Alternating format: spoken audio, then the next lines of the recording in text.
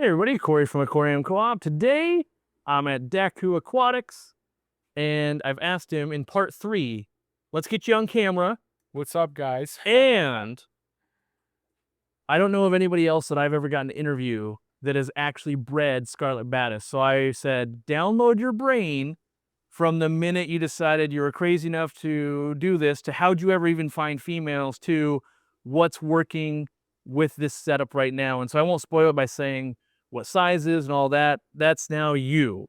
Yeah, so I think the best way to start with Scarlet Badis is how to find a female, right? Subdominant males are a big thing with Scarlet Badis, but the biggest trick that I've found is if there's any orange at all, it's going to be a male 100% of the time. That's in my experience. There might be other people that have seen How many times did you have to learn that lesson? 60 or 70 Scarlet Badis over the Where you thought they were a female? Yeah. So I brought in batches from a wholesaler before just to see how many were pale and then grow them out a little bit. And always it's a subdominant male. And that's just because of the way they were, collected in the wild. They just toss back the silver ones, I guess, Hmm. So breeding Scarlet Badis, once you do find a female and you're looking for that silver ugly fish, there's a couple of ways to do it. This has been the most successful way for me. This is a 50 low boy that I absolutely loaded with dragonstone. And the dragonstone serves the purpose of having a bunch of little crevices for the fry to escape the very hungry parents, which are great predators, right? So the eggs fall into the cracks and crevices. The parents can't get to them. And then with a combination of all this algae you see, but also the moss in the back, there's enough places for the fry to survive past the point where they're too big for their parents' mouths. So this has been the most successful that I've been. There's probably 150 Scarlet Badis juvies in this 50 low boy. But there's a number of ways to do it. Once you do get a female, and a good way to get a female is to get in close with your local fish store, talk to the guy that orders fish, and say, just do me a favor, call me when you get an order of Scarlet Badis. And then if you know to only look for the ones that are silver, you might eventually find an actual female. So that's what I did. It took me a couple of years, but over time I've been able to breed them. You can do false bottoms in small tanks and then pull the parents out after you see them spawn. You'll see the eggs on the bottom. And that was a question I had. So I hadn't realized, I had assumed they would have been an egg layer, but you're saying they're an egg scatterer. Yeah, they wrap up like a betta fish. A lot of fish wrap up. The eggs fall from the female. They go down into the substrate. I use sand in here because it's such a big tank. I knew that the eggs would be hidden based off of just the sheer volume footprint. But big pea pebbles is a really good option for Scarlet Badis eggs, so they can people use marbles and stuff too, right? So translucency also helps because the eggs are opaque, so they're harder to see in the marbles.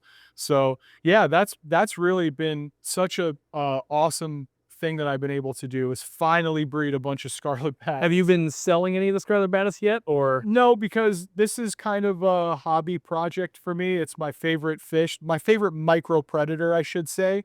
They have such personality. They're almost like a big cichlid, you know what I mean? So no plans right now to sell them. And also the problem with selling them at this size is that the males haven't colored up yet. So a lot of the males, even for me, are really hard to tell if it's a subdominant or young male or an actual female. Because I would imagine a lot of people that have felt your struggle of finding a female are like, I'm going to email that guy. He's on social media. You selling any yet? Like, I'd buy them. Yeah, I will say there will be a point in time, maybe after I convert another one of these 50 low boys into a second breeder, that I'll have more than I'll ever need, and I will let some go. So I would say just keep an eye on my social media. What's a reasonable timeline? We're 18 months away. We're a year away from that. Yeah, I mean, I would say if I just throw another pair in here in 6 months, once they're fully grown, and I get that same huge boom of babies, I'll start selling these when I can sex them. So 6 months best case, 18 months worst case. Yeah, I always like to give a range because then it's like, well, then I had the flu and then a thing happened, yeah. and No, these guys have been really prolific for me. I unfortunately did lose the adult male. So there's just the female in here now with a bunch of her offspring, but I'm sure she's living a great life in this giant tank. This is a big tank for a bunch of Nara fish. And what are you feeding? Baby brine shrimp mostly.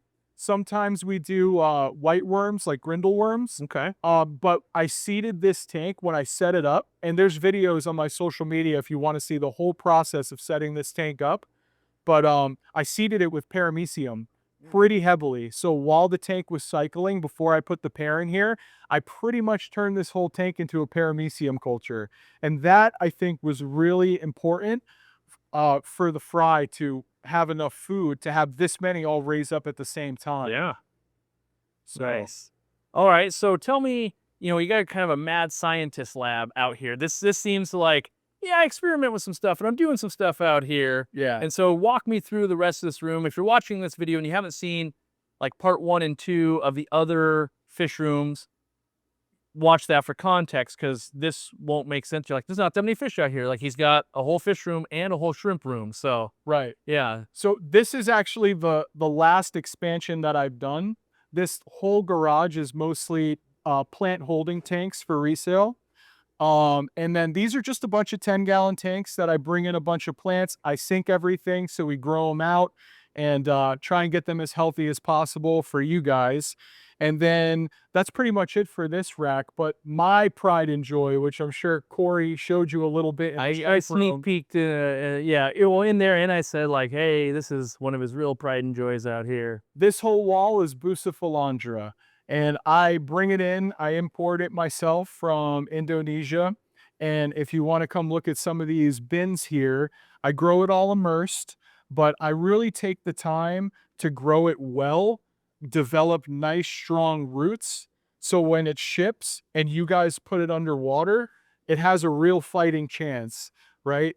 So it takes a long time to bring it in and to really give it. And what's a long time? Because if I'm just a customer, I don't know. Are we talking a week? We talking 3 months? Yeah, so about a month from when I get it to when I feel comfortable selling it, because there's always a period of time where you're not sure if it's gonna, come in an okay shape, and then you really want to give it time to recover, right? That's the biggest thing. If you flip it and it's been in a box from another country and then it goes into another shipping box from me, that's just not a great recipe unless you really know what you're doing. Yeah, that's like flipping a house where it's like, yeah, I bought someone else and I put 12 days into it and now it's my money, Yeah. Exactly. This is brilliant jade. This is really one of my favorites right here. You see those nice blue leaves even immersed like this. And Buce is cool. The reason why I'm such a Buce fan and what attracts me to it is that it's a true amphibious plant. It can grow out of water and underwater, and there's really no issue switching between the two. So it looks great out of water. So I love growing it like this. It also recovers faster. So when I bring it in, if I put it underwater right away, I tend to lose a little bit more. But if I grow it here and then put it in my shrimp tanks, then they always just You thrive. think that's getting used to your water, or what? What's the secret sauce there of like just too much stress, or like, oh, I want to. Everyone's got their own theory. Whether anyone's ever right, I never know. But So I'll tell you one thing's for sure with Buce. It can be as easy as a Nubius if you put it in a cycled tank and you start with Buce that's been well kept before you received it. interesting. Yeah, so a lot of people get Buce and they say, oh no, I killed it. But a lot of it is the carry before you received it, or if they put it in a tank that's still going through the cycling process. And what do you think the cycling process has to do with? Don't know. It might be a combo of two things. Like I've definitely cycled tanks with this Buce before and been successful with it. But just the general rule of thumb, because it can be a more expensive plant, if you want to have no risk or minimize your risk, I should say, is put it in a cycled aquarium, find that spot in your tank with a little bit of shade, and I think you'll have real success with it. And it's a super rewarding plant. It grows great low tech. It stays dense low tech, and you get all these different types of leaf shades that come out. The hue on the leaves, the underwater growth is always a little different than the immersed growth. So yeah, Buce is it for me, man. That's one of my favorites. And then you sell it online on dakuaquatics.com. I do, yeah. And is it I can buy per strain, or how do you sell it? So I sell all of my Buce in mixed packs. So when you order a mixed pack or a couple of mixed packs for me, it's minimum 3 types. And so I'll ship 3 small clumps of any type. That seemed like a big clump with your hands. I don't know, because you're 7 feet tall and your hands are huge, but that seems like a big clump to me. Yeah, it's funny. A 3x3 is usually like this, but I never ship them smaller than that. Okay. So you know what I mean? I try and give value because a big thing, if I were to individually skew all these types, aside from most Buce varieties just being made up names, Yep. it's a lot of inventory management. So what I like to do is bring it in, fill the wall every couple of months, grow it well, and then pick the nicest stuff, put it in the mix packs, and get it to you guys. Nice. And so I'm playing a little bit of customer service role here. Do you fulfill some requests with like, I would rip my own arm off to get some of that brown skeleton in that mix? Or is it like, Yeah. well, we'll see if some falls into that mix, but I can't guarantee it? Or like, no, it's completely random. There's no chance that we can fulfill what you're looking for by color or choice. Yeah, no, I totally get it. A lot of people definitely want the name. So if you put it in the order notes, please label. I do. Yeah. A lot of people want specific leaf shape and size. I will always accommodate. If you want all small or medium or a mix of the 3, I take that into account. I can't guarantee it, especially as we've been growing. Yeah. Right? Because it gets really You got to get in before he gets too big for you. Yeah, there you go. Well, this is probably They're still doing custom orders. No onions, no pickles, no mayo for me, please. That's it. But the one thing I will promise you is that if you order Buce for me, you're going to get the best value that you'll find. And I really put a lot of care and effort into this plant because it's a huge passion project of mine. It's what keeps me going in this hobby, and I just love it so much. Yeah, I mean, I've been here for hours, and every time I end a sentence, you're like, so how about that Buce? Like, you're obviously very passionate about Bucephalandra, Yeah. which is not what I've seen. I mean, people will have that collectoritis, like, do you know how much this is worth? And you're not coming at it from that angle. You're like, look at this one. It different. I have it. Yeah, you know, it's major oh, collection. you were geeking out about the one you were showing me. Like, I've been growing this for 6 months, you know. Oh, you know what? Here, that's actually a great opportunity to show them that. So this is a variegated Buce that came in, and it's actually growing pink variegation. So the new leaves are coming in pink, and the old leaves are staying that whitish, kind of like dusted look. Yeah. And this is the first one that I've gotten that stayed this way. Isn't that Daku Stardust one? No, please don't do that. So yeah, so you know, there's just so much to love with Buce. You know, it's just there's so many different types. There's way, and the coolest part is that when you start with immersed Buce and you put it underwater, you know, you don't know if the leaves are going to go totally dark or red or have tons of sparkles on it. So it's kind of like you buy like a plant, whether it's green or blue, you put it underwater and then it's like, wow, now I know why Buce is so cool. Yeah. You I like that kind of mystery aspect of it. It really is. You kind of, especially with the grab bags for me, you have 3 or 4 different types in each mixed Buce pack, and like they're all doing different things in your tank, right? So it's just, I don't know, man. I just love Buce so much.